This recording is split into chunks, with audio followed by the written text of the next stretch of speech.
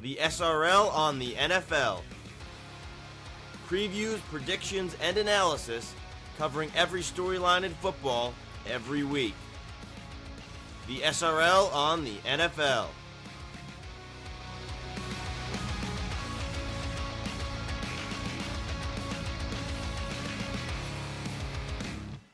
What's going on, everybody? Welcome back to SRL on the NFL. It's week 11 of the NFL season, and we're ready to go here. My name is Brendan Yerkes, joined alongside Alex Fachaponte. As always, ready to talk some football, go through our picks from last week, and make our predictions for next week. Alex, how we doing today? We're doing great. I mean, we're both positive last week on the records. I caught up a little bit of ground on you, and now we're all tied up, so it's going to be interesting. It's still pretty crazy how after 10 weeks, we have the same records fully. It's identical. It's kind of crazy, honestly. Yeah. How that's happened. 89 and 63, we both are. I went 8-6. You went 9-5. So I had the 1 game advantage. After week 9, and it's all tied up. And it started with Thursday night, the Bengals and the Ravens. It looked like the Bengals were going to take it, but then all of a sudden, the Ravens snatched it back. Yeah, no, the Ravens, again, they're just at this point the better team. They've been the better team for a couple of years now. And Lamar showed out naturally, 290 yards passing, 4 touchdowns, which is pretty crazy as well. They finally got Mark Andrews a little bit involved, which is nice to see. And Tylan Wallace, I've never even heard of him before, but he put up 115 yards out of nowhere, 3 catches for him. And yeah, they just took care of business. I just feel like at this point, the Bengals just keep finding ways to lose games while the Ravens just keep finding ways to win them. But I'm not concerned if I'm Cincinnati because I think they've put themselves in a position where they can crawl back into this. What's their record now? I think they're 4-6. 4-6, yeah. 4-6. The way it was going, it was just not ideal. And obviously you want to win these games that you don't end up winning, especially in a close fashion against a good team. Right. But Joe Burrow throwing for 428 passing yards and 4 touchdowns.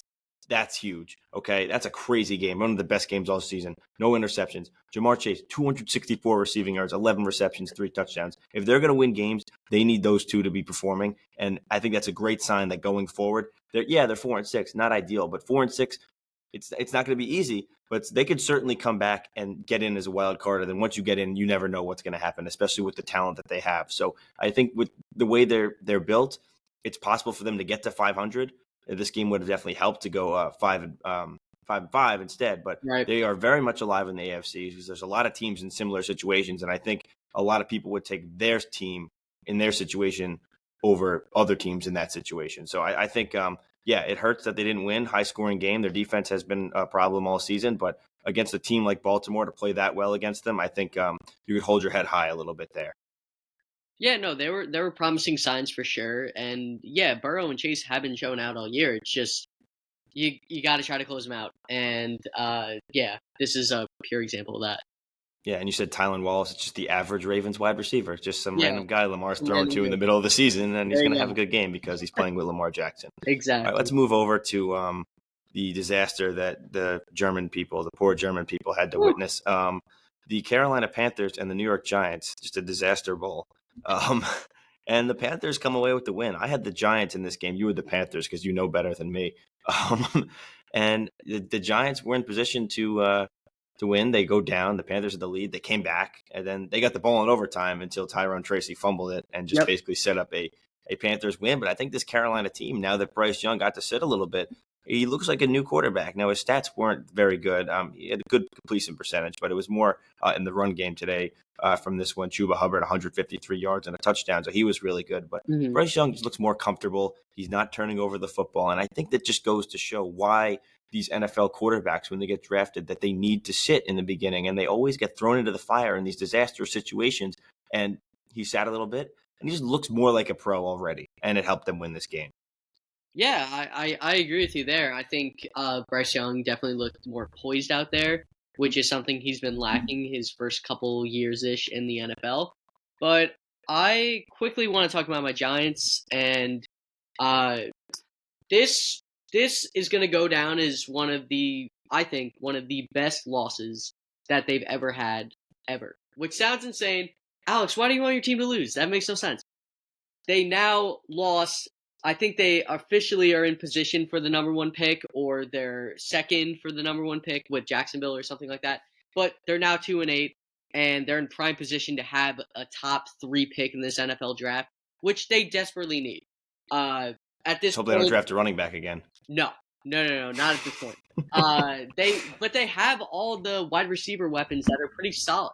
Like Neighbors is definitely an X, and then you have some solid pieces with Wandale, and I mean, Tracy's been pretty good aside yeah, from the fumble Tracy's that good. lost them this game. I Right. mean, Yeah, he's been solid. but the thing with Daniel Jones is it's time to move on. That's what I was going to touch on. I think Yeah. it's you're saying they're getting the high draft pick, whether they spend it on a quarterback or not, which I think they will based on who's available in this year's draft. They really should. Yeah, I'm not saying that they won't, but I think what's important about this loss, especially with all the other games that he's shown this year, is that I think you're getting the answer on Daniel Jones because in 2022, we all talked about how good he was and he gets the contract. And then there's the out after this year, which wasn't talked about enough. Halfway through the contract, the Giants are able to get out of it. And last year, he wasn't very good, but he was also injured a lot of the season. So we weren't really sure what Daniel Jones there would be this year. And there's been a lot of bad games this year, especially at home. But then on the road, he's been okay in some of them. So you're like, who knows? Like, he hasn't been good, but like, you're still like there that the team's not that great.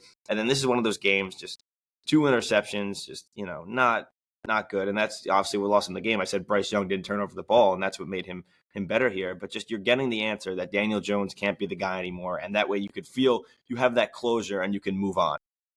And the thing is, too, I want Dable and Schoen to actually draft their own quarterback because they were obviously thrown. So you want them coming back? I want them back, and I want to see what they could do under a real quarterback. Because, again, both of them were really considering trading up to get Jaden Daniels, which obviously would have been could you imagine? So, I mean, I think this go around, you give them another shot, and you give them their quarterback. Now, then if that doesn't work out, then throw them out. Fine. Totally get down with that. But they should be able to have their own quarterback. And I feel like it starts in April this year. Is it crazy to say the Giants could have been in the Commanders' position right now if they drafted Jaden Daniels? It's not, but again, you still had then question marks at the receiver spot. I mean, they have McLaurin. True. I mean, they have solid guys, but not. I mean, without Neighbors, then it would have been completely. Yeah, different. I didn't even think about that. Yeah. But I mean, you're getting the answer on Jones. He's shown potential in his career, but never really moved further along. The Patriots beat the Bears 19-3. Their offense is just a disaster. Caleb Williams still playing not very well. Some people there want him to be sat. Only 120 passing yards. Completion percentage is low. Drake May, an okay game, but the Patriots just find ways to win these random games. And the Bears, they were 4-2, and now they're 4-4. I think 4-5 now. 4-5, yeah. So it's just that's 3 losses in a row. The Hail Mary, this one, and they lose to I don't remember who they lost to the week before, but it's just it's not going well there. They fired the offensive coordinator, where really it should be Eberflus. I think after the year he's gone anyways. Yeah. Just to get somebody new, maybe somebody offensive minded. But they were in a prime position, and there's a lot of good teams in the NFC North, but just like that, they're falling out. They could still obviously make a run, but I just think it's beyond the offensive coordinator. And I think Caleb Williams should have sat too. It's just he's a number 1 pick, but yeah, it's not worth throwing him right into the fire. I get that totally. I just think I don't know, the expectations that were going in with him, like it was like you have to start him right away. And like in regards though to the Bears, like I understand like yeah, they've lost a few games in a row and people are concerned about that, but like this is a very competitive NFC North. Like I don't think people were expecting them to outright make the playoffs this year. I mean, I certainly was not either. But hey, I mean if they come out of this year with a 7-10, 8-9 type of record, that's a step in the right direction for them. Yeah, I think then you could transition that into a new coach because I don't think Eberflus is the guy. I thought when they hired him that was a weird hire, but he certainly hasn't really shown anything.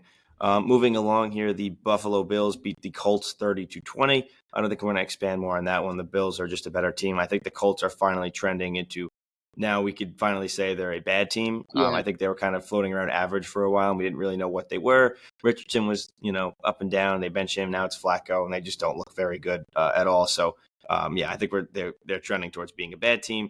The Bills beat them 30-20. Moving along, the Vikings beat the Jaguars 12-7. the no touchdowns for Minnesota in this game, but they're still able to find a way. Definitely a big win. Would have been a big loss if they ended up losing to Jacksonville. That would not have been ideal. Darnold 3 interceptions in this game. That reminds me of the past, but not Seeing ideal those. there. But they pull away with the win.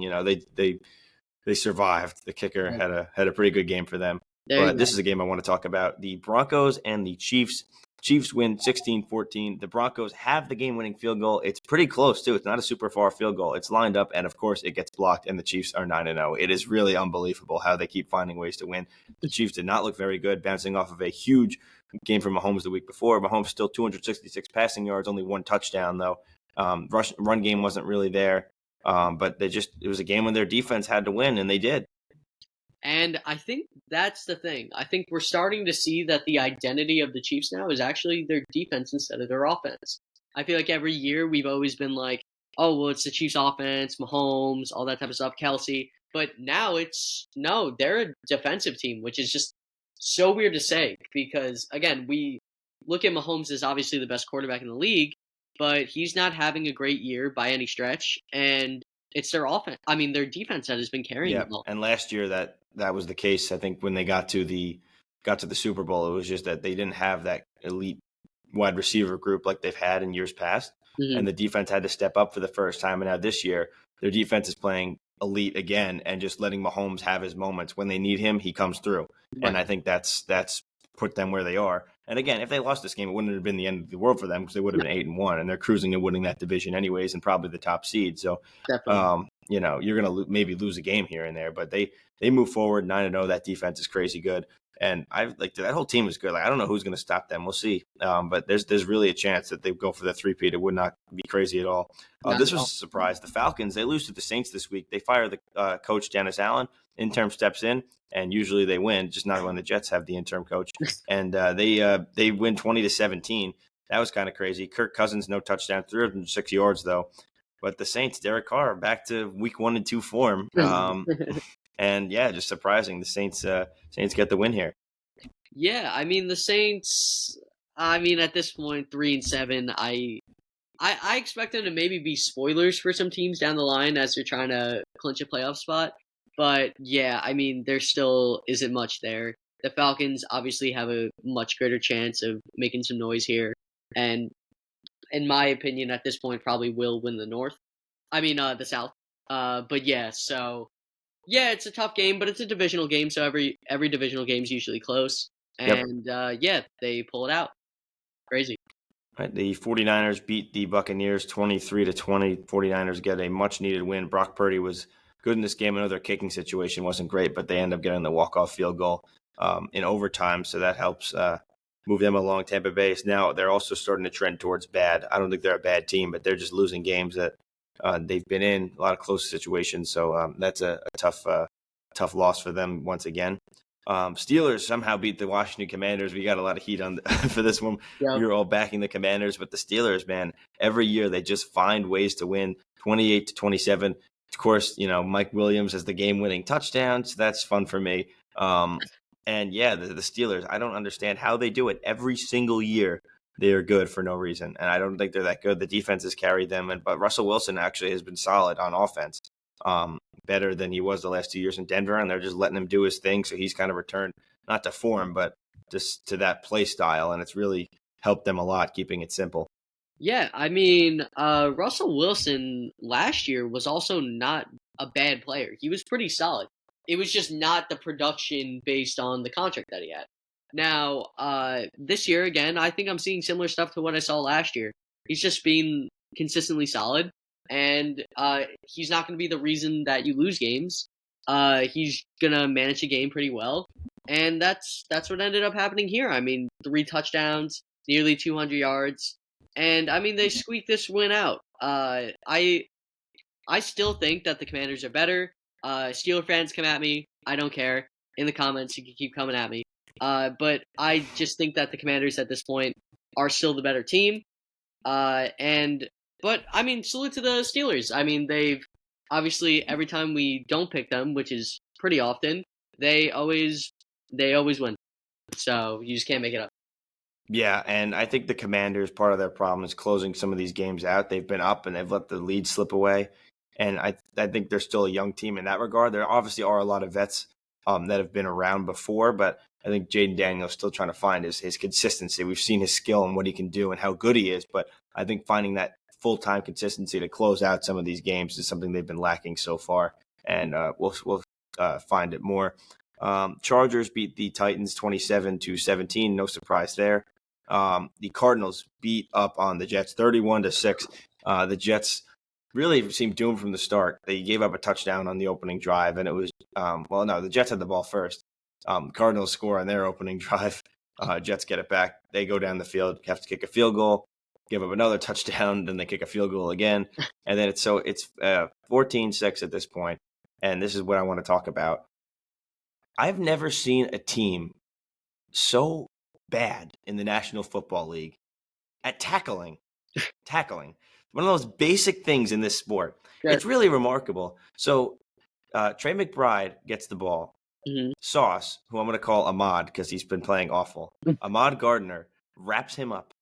It's a 3rd and 7. He has 2 yards. He has him wrapped up. Should be a routine tackle. And I get he's skinny. Trey McBride breaks off him and runs for 10 more yards. And then the Cardinals go all the way down the field and they go up 21-6. And that was pretty much the game at that point. So it's just, I've never seen a team so bad at tackling. And it's just like things like that. Like you're in the game, you get a big stop. You might be able to tie the game when you get the ball back. And then it's just like, it's over. And it's just, this team is just so bad. The offense can't keep up. We said last week it's going to be a shootout. The Cardinals scored 31 points. And the Cardinals defense isn't very good. But the Jets offense just showed nothing. They have nothing.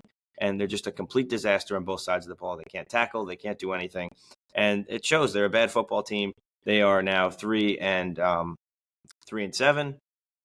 So that's it. They're done. I figured they were done anyways. I know I've ranted about this all the time and said I'm not ranting anymore, but it's like they beat Houston somehow, and you're like, all right. Now I'm not saying they were going to go and run the table, but I figured they'd maybe see if they could hang around a little bit and just like prolong the inevitable elimination. But no, they just decided we just are bad and we're going to get it out of the way now. They lose to the Cardinals. They have the Colts next week, and that's about it. So I feel like, though, I would just be regurgitating the same stuff that you've been saying about the Jets because they're just so frustrating to watch as a football team. But I want to highlight the Cardinals. I mean, they're 6-4.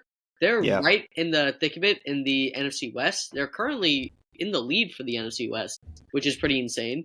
I don't think it'll hold up because I do think that the Niners will they'll come around. eventually surpass them. But still, I mean, you're 6-4. You got a really good shot of making the playoffs in the NFC. And again, like you always say, if you make the playoffs, anything could happen. This is a pretty dangerous team on paper in terms of just offensively. I mean, defensively, obviously. We knew that already. Yeah, I remember we said like they could add a few pieces this offseason on defense. This could be a very, very dangerous team. Definitely. And I think I said in the beginning of the year that they were going to surprise a couple teams this year when they played them. Like they were not going to be an easy team to play against because this offense was so good. And I know they lost their week 1 game from what I can remember when I picked them. Mm-hmm. And I think throughout the year, from that game on, they've showed me something like there's a fight in this team and their offense is good. And they're not going to be an easy team to play against. And you see that again here. So it's pretty crazy. Kyler Murray's really just fun to watch. He's gotten a bad rap over the years, and he's very talented. And 3-0 since Black Ops 6 came out. So that's been a funny thing. Usually he's bad with the video games. The Eagles stomped the Cowboys. They're injured. They're just bad as well. 34-6. I think we really need to add more about that. The Cowboys just are not playing well. Sunday night game, the Detroit Lions win 26-23 over the Houston Texans somehow with Jared Goff having 5 interceptions, and the Texans just could not end this game. And then Jake Bates just a machine kicking. I don't know what is going on here. That game was just insane overall. Like I was like, after watching the first half, I was like, oh, so the Texans are gonna win this pretty handily. Nice. That's a statement win for them. That's cool. And then bam, the Lions just come out, guns blazing in the second half, and just take over this game. Bates, legacy 52-yard kick. That's insane. They're just obviously the best. Even though the Chiefs are 9-0, I still think that they look better than the Chiefs, which sounds pretty insane to say, but they have just been amazing through and through. And they're just a well-oiled machine right now, and they just can't stop winning games. If you're Houston, if you force 5 interceptions and lose, you got to get that figured out. That's just so Crazy. bad. That So in bad. itself is crazy. And Monday Night Football, Dolphins get back in the win column 23-15. They beat the LA Rams on the road to a pretty solid game. And that's about it for week 10. So now we're into week 11. Time to make our picks, starting with the Thursday night game. And it's actually a pretty good game. It's Washington and Philadelphia. It's at the Link. And we were, for all this hype that we've been putting on the Commanders, I'm actually going to go with the Eagles here. I feel like they've been flying under the radar, no pun intended, with how well they've been playing. That defense has really been good. They've finally gelled in with their rookie corners and figured it out. The offense has been really good. Again, after a slow start offensively, I think they're firing on all cylinders. You got Saquon Barkley running all over the field. The wide receiver group is dangerous. And I think Washington is still, like I said, trying to figure those things out of closing games and stuff mid-season. So I think the Eagles at home, it's usually a good formula for them. So I'm taking the Birds.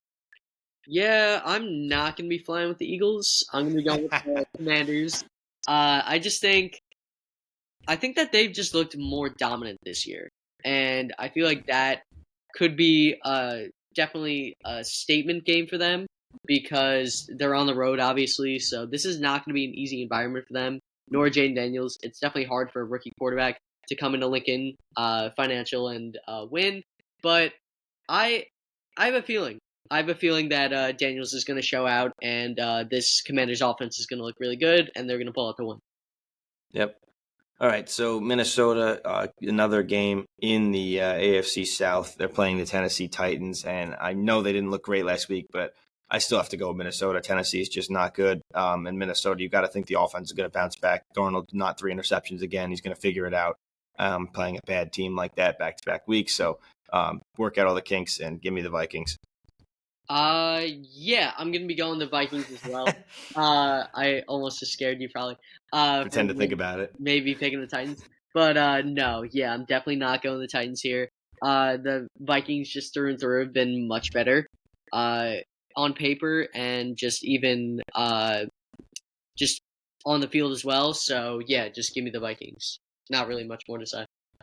Another one here, Vegas and Miami. It's in Miami. They got the win last week. I think now that they got the win, they're going to start putting together some more wins, I guess, especially against teams that aren't very competitive. So I'm going to go with the Dolphins here. Yeah, I'm gonna be going with the Dolphins here as well. I think that their offense is starting to click and everything. Monday night was pretty promising, even though they weren't insanely dominant. I think they're starting to find some consistency. All right, NFC North matchup, Green Bay and Chicago. So this one would have been close, I think, a couple weeks ago, but now we got to go with the Packers. There's no way it's not going to be the Packers at this point. The Bears have just looked bad. The offense is really dismal. And I think the Packers, I believe they were off last week, bye week after that crushing loss to the Lions at home. They're going to be feeling rejuvenated, want to bounce back, and against another division rival, I think it's a bad situation for the Bears. So give me Jordan Love and that Packer offense to take this one. Yeah, I'm going to be going with the Packers here as well. I just think Chicago just hasn't looked good these past few weeks. And even though Green Bay sat this week, they're still looking much better. And yeah, also just the quarterback in this matchup, Jordan Love, has just obviously been much better than Caleb. So yeah, give me the Packers here. Yep, next game, another NFC North team I think we're both going to take. Jaguars at Lions. Lions are going to keep rolling, and I don't think there's really anything else to say there. Yeah, just the Lions are the Lions, and the Jags are just bad, and that's pretty much it, yeah.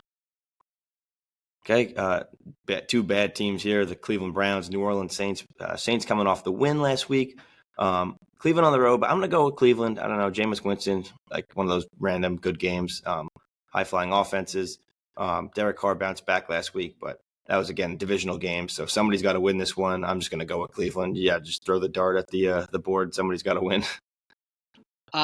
Yeah, I get you. I'm going to be going with New Orleans here. I just think that, yeah, like, both teams are just kind of mid at this point, and I do like that New Orleans was able to pull out a win, so maybe they're starting to feel a little bit of a high from New last week. coach. New coach, obviously, so that's a big factor too. So yeah, give me New Orleans, especially because they're home here as well. Yeah, I still think that the Browns defense is better than the team is. It's just weird, but again, it's been 10 weeks now, so I have to trust with what I've seen and not what I think Right. anymore. It's just surprising to me.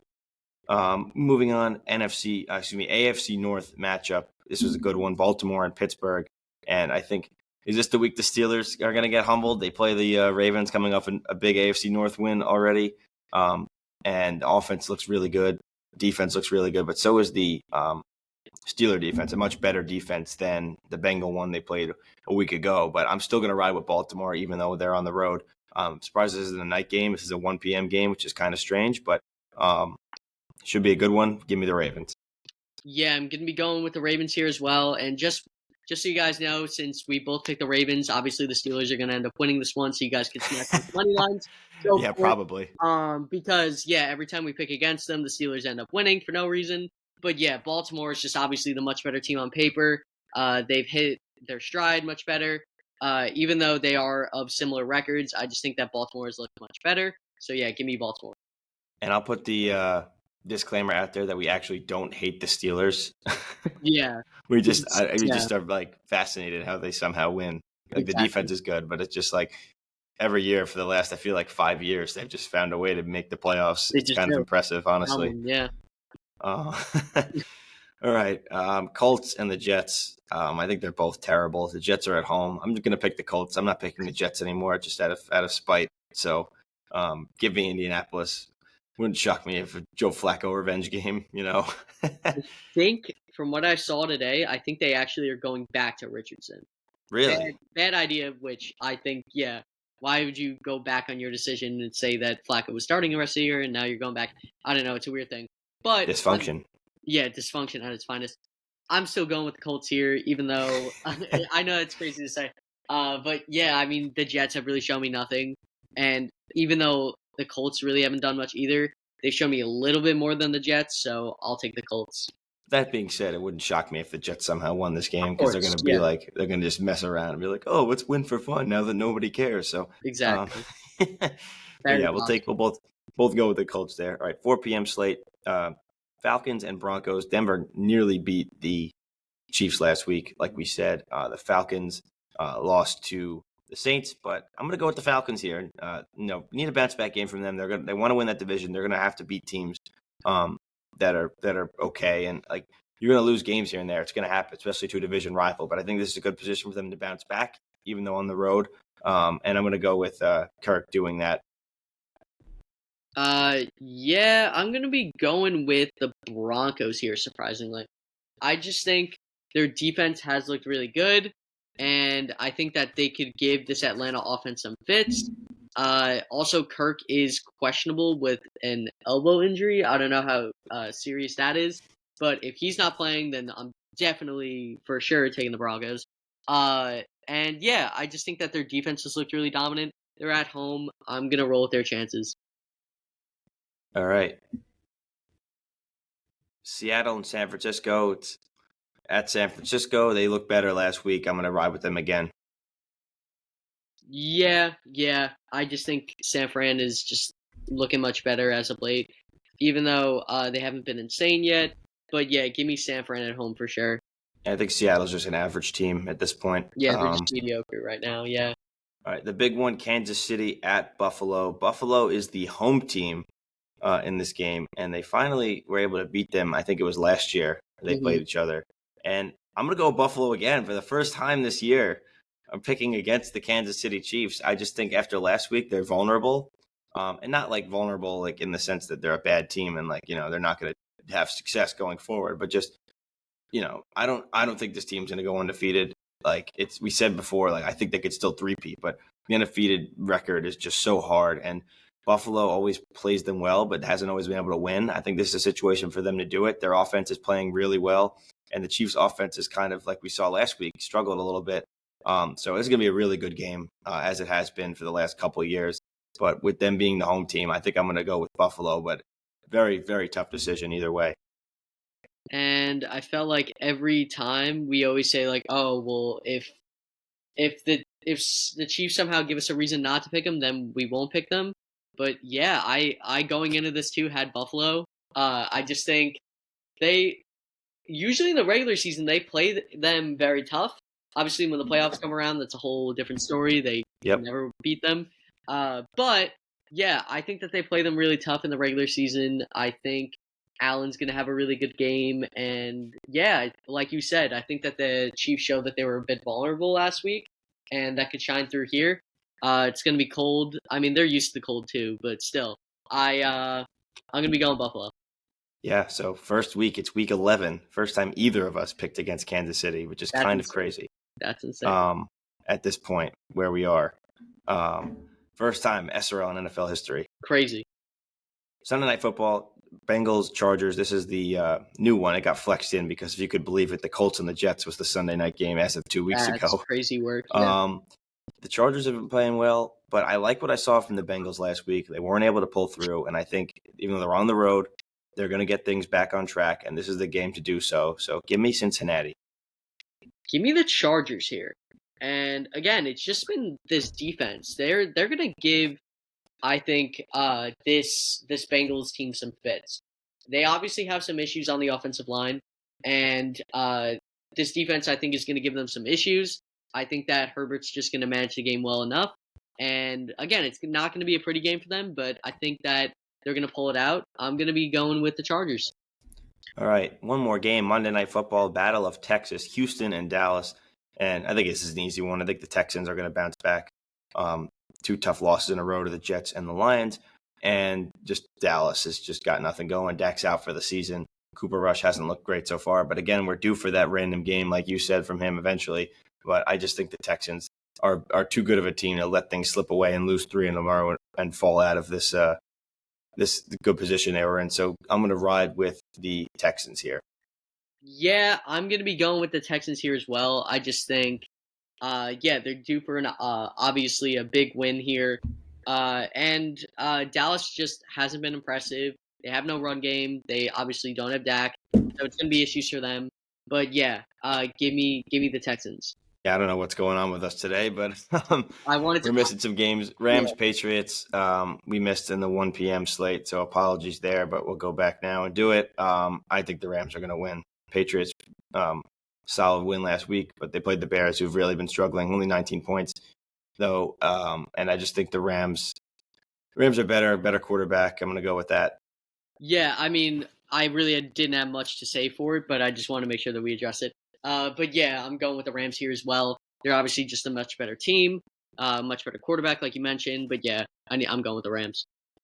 All right, and that's going to do it here for Week 11 of SRL on the NFL in this 2024 season. Thank you so much for tuning in. Make sure to check us out on our social medias at srl.media on Instagram and TikTok. Subscribe on YouTube at SRL Media, or if you're listening to it on Apple Podcast or Spotify, it's also on there as SRL Media. On Apple, we just created a channel now, so it's easier to look at all of our podcasts that we have on there. But again, my name is Brendan Yerkes, joined as always by Alex Vachaponte. Thank you so much for tuning in.